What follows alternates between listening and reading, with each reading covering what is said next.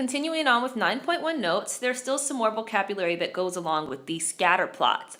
One of the main vocabulary words that we use is the sample correlation coefficient. The variable we use to represent this is R. It's a numerical measurement that assesses the strength of a linear relationship between two variables. R is always between -1 and +1. So this table breaks down what does R mean in reference to the correlation. So if R is 0, that means there's no linear correlations like our last examples on the previous video. If R is equal to -1, then there's a perfect negative linear correlation. If R is equal to +1, there's a perfect positive linear correlation. Remember, those two never really happen.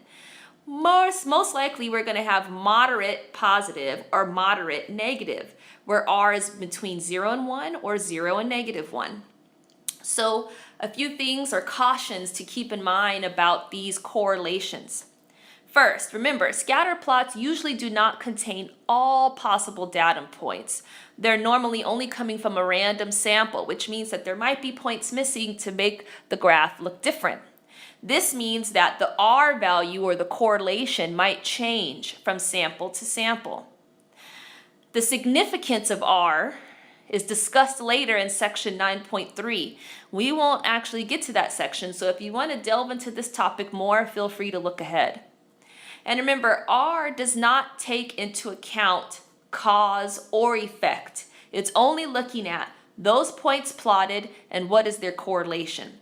Sometimes the graph is affected by a lurking variable, a variable that is neither explanatory nor a response variable, but it also is responsible for changes in both the X and the Y values. So sometimes we'll have scenarios where we'll have to discuss lurking variables that might have affected the correlation between X and Y.